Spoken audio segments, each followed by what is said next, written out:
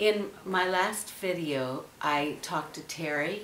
If you watch it, you'll understand that we've known him for many, many, many years, but recently he has gone through something very, very difficult. He had to have his leg cut off. And, but that is just part of the story, because what I wanted him to talk about was he had been extremely depressed and hopeless and wanting to die. And if he says that if he had had a gun, he would have done the deed. Yeah. And but I'm going to let him talk in a second, but I just wanted to explain the reason I am making this video, and I really felt compelled to make it, is because Terry was able to overcome. For over about a year now, you have lived like as that, an overcomer, because he was so deeply depressed, but something happened that helped him to get right again and helped him want to live again. And so I'd like you to tell that story. Sure. Oh wait, and the reason, I was going to say the reason is because a lot of you guys out there have told me that you struggle with depression. And it always breaks my heart, because there is so much to live for. But when you're in that, it's hard to hear, because it is so real. And I'm not dissing, I'm not putting down what you're going through, because I know that it is as tangible as, it is as real as can be. And so, but there is hope, and I want you to try to listen to this and take hope. Thanks, Mary. Well, especially if you listened to the last time, previously at Terry, I shared how I became a Christian out of kind of nowhere, a big surprise to me, and knew strongly that Jesus was real and God spoke to me, and I was an ardent follower. I wanted to learn, and I was always, listening to cassette tapes. You've seen them in your grandparents' house, of teaching and reading and all this stuff, going to conferences and whatnot. So I thought, others may fall, but I will not, because I'm special. And I was always the guy who was out front and, victorious. And I was eventually on staff at a church that was growing, successful, and then we call it church planting in the vineyard. I started a church up here, and it was happening. We had multiple services, and wow. We bought we were able to buy a building, and there were a bunch of people coming, a couple hundred at one point.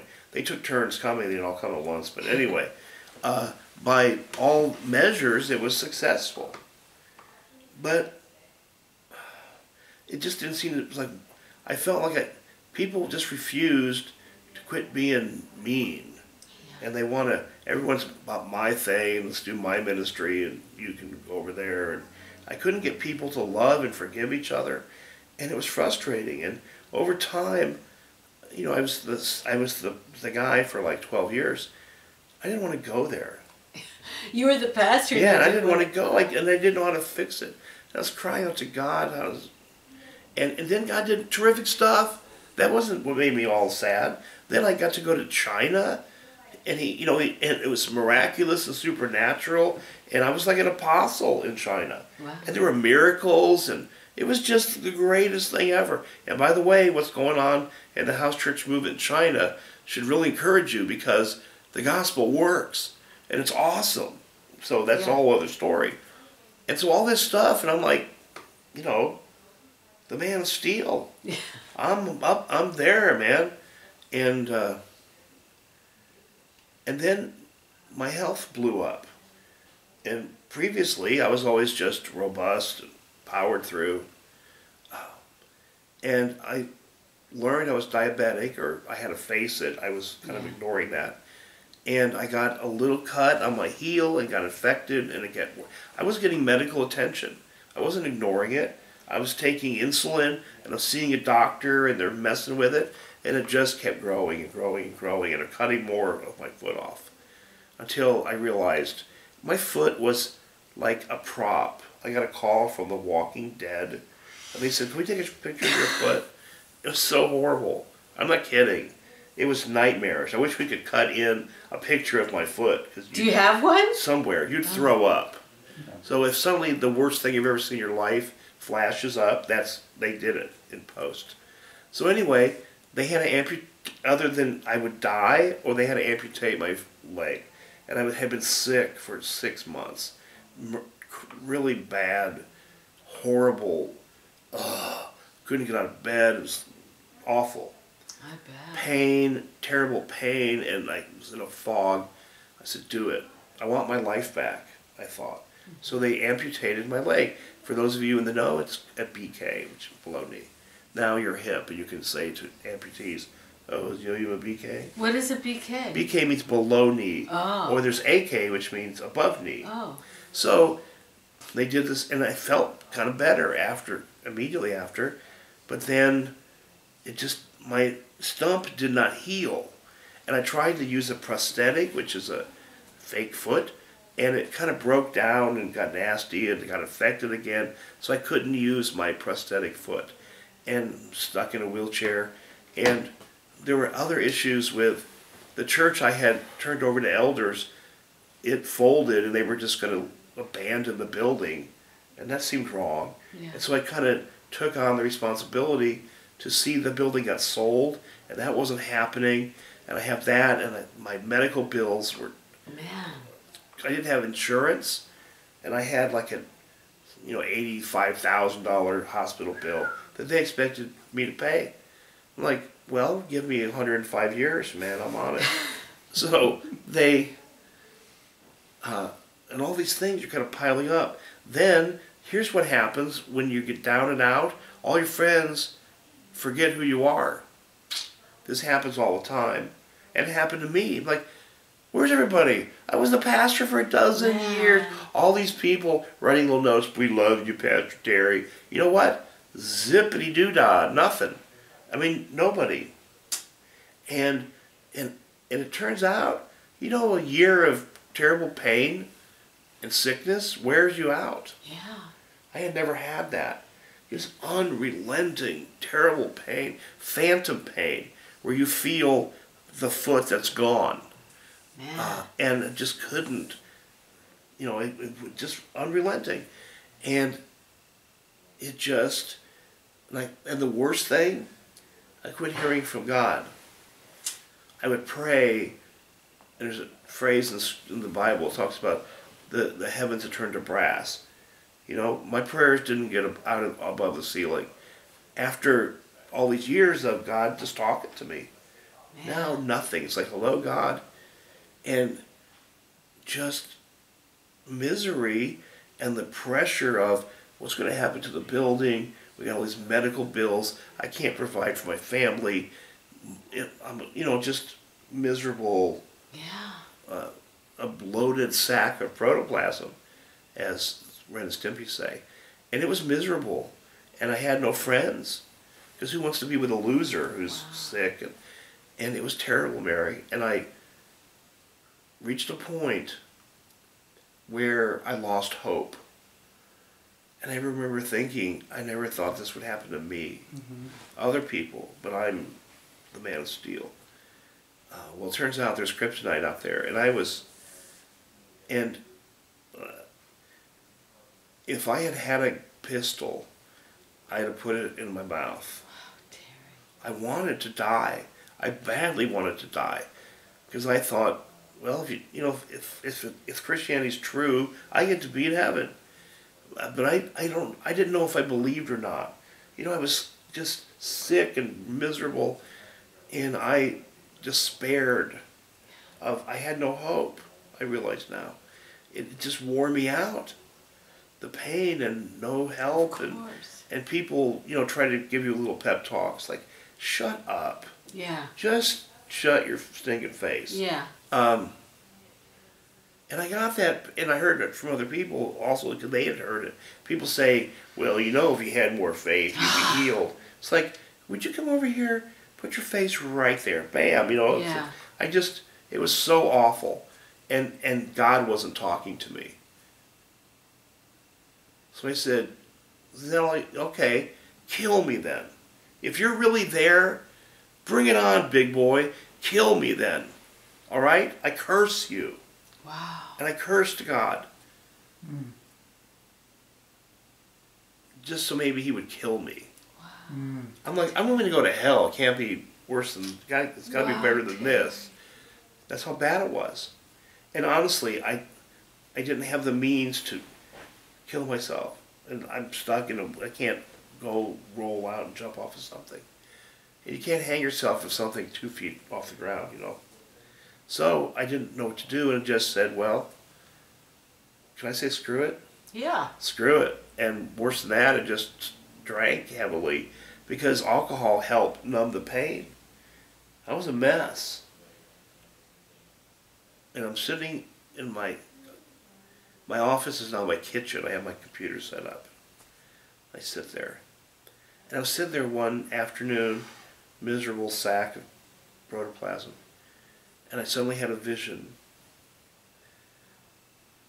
Like a waking dream, I don't know what, but it was very clear and real to me. And suddenly there were 4 beings in my presence. And they were clearly like army rangers. They were in desert camo with the helmets and the full regalia. And they were clearly angels. Wow. I knew they were by the way, angels usually showed up in the Bible as mighty warriors. This whole thing, I just thought, angels as little naked butt cherubs. Like, stop that. Stop that. It's offensive to angels. So, and they were like these big soldiers, and they had a sense of urgency, and one of them said to me, come with us. We've come to bring you back. Wow. And I started crying. Here I go.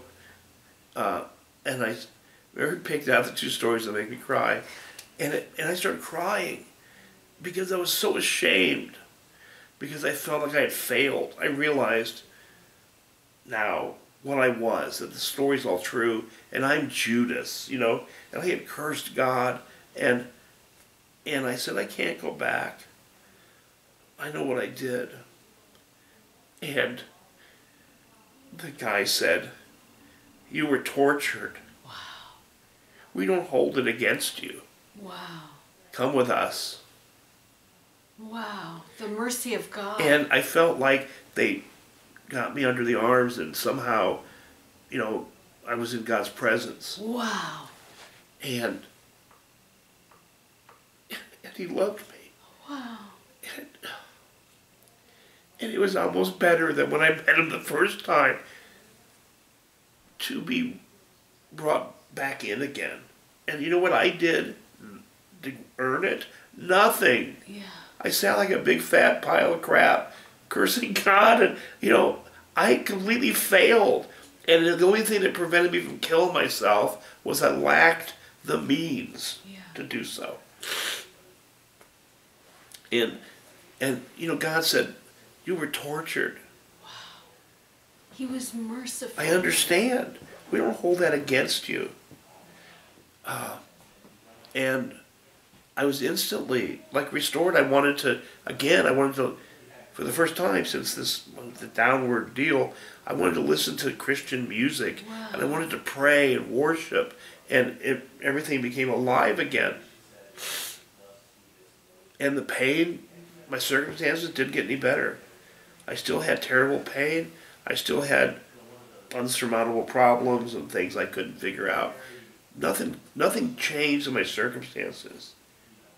But I just was shown. Yeah, God supernaturally just told me again, I love you. Wow. You know, and yet you were tortured. I felt like I was captured or something by the enemy and got rescued. So, would you do me a favor? so you know, since then, I've had the opportunity to share with a few people that have also despaired. Yes, And you know what? They're ashamed like I was. And nobody helps them. Nobody reaches out to them. You're unclean. You're a pariah. You know, you're unwanted. And you just feel like there's no hope. And that's a terrible thing.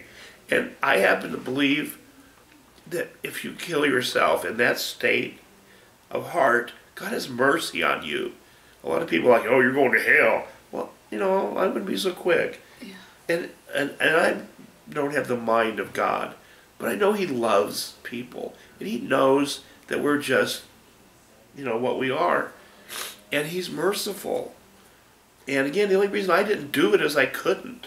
So, and I thought of my kids a little bit and whatnot, but I get it why people want to do it, and I got to tell you, God still loves you. Yes. And maybe you never knew that. Or you knew it and, like me, got worn out by circumstances. I can promise you it's true. I did nothing to earn my way back. And that's what I really want, Terry, is for you to, so many of my friends out there, so many of them just feel hopeless and depressed. Absolutely. And would you say a prayer that God would, because the better way is not to end it all, because, for example, you have so much to give right now, and every single person out there has so much to give if they can just have that chance to overcome like you have. Every one of you was handmade by God. Yeah. Scripture says we are His workmanship. And He wants us just to know Him. And the enemy, we have an enemy, guys. If you don't believe in the devil, get on the internet, look around. It's so clear that somebody hates us. So, and maybe you've been tortured like I was. Maybe you've been captured. God wants to rescue you. Yes. So let me pray for you. Yes. Okay. Father in heaven, I know there are people who are crying. Yes. They don't know that you're there, or they knew you and they're ashamed because of choices they've made and the way things have happened. And people tell them to go away. There's no hope. Go to hell. But I know that you love them. Yes. In a way that's beyond my understanding.